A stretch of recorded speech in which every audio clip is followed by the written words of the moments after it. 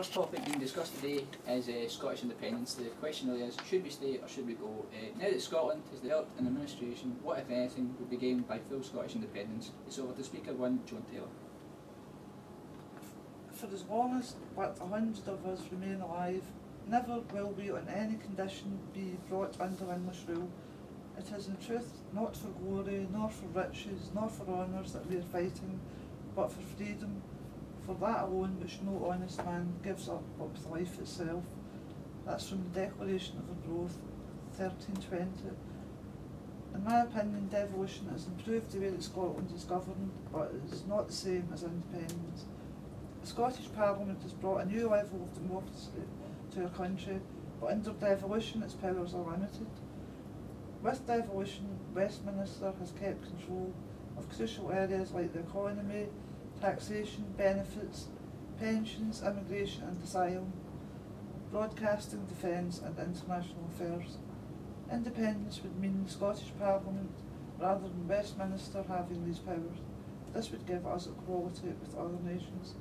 With independence, the Scottish Parliament would be able to take decisions on all matters which affect Scotland.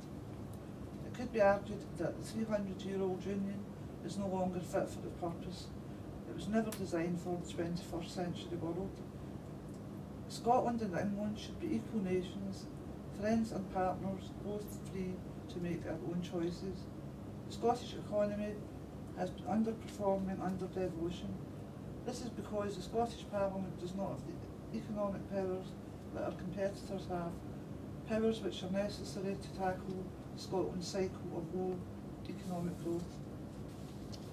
Independence would give us full control of energy policy and bring home Scotland's share of North Sea oil and gas revenues. More than 90% of the UK's oil revenues come from the Scottish sector of the continental shelf, so it is real Scotland's oil. Over the past 30 years, over 35 billion barrels have been extracted from the UK sector of the North Sea, producing a cash windfall for the UK government of over 200 billion. In addition, we also have vast renewable energy potential. Scotland has 25% of Europe's wind and tidal capacity and 10% of its wave power. There are huge untapped opportunities for offshore energy production and for clean carbon technologies like carbon capture. As part of the UK, Scotland has had no direct role in shaping the decisions of the European Union. Decisions that directly affect us and have a crucial impact on key industries like fishing and agriculture. To become part of the decision-making process in Europe and gain the power to stand up for our vital national interests, Scotland needs to become a member state. To become a member state, Scotland has to become independent. More than half of the new EU member states have populations similar to or smaller than Scotland. If Estonia, Latvia and Lithuania can have a seat at the top table of Europe, then why not Scotland? Independence would give Scotland a voice on the international stage, a voice we can use to promote peace, reconciliation and fairness.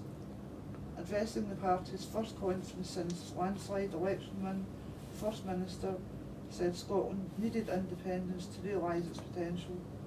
SNP leader Alex Salmond has issued an independence rallying call as he warned the UK government that its days of telling Scots what to do are over.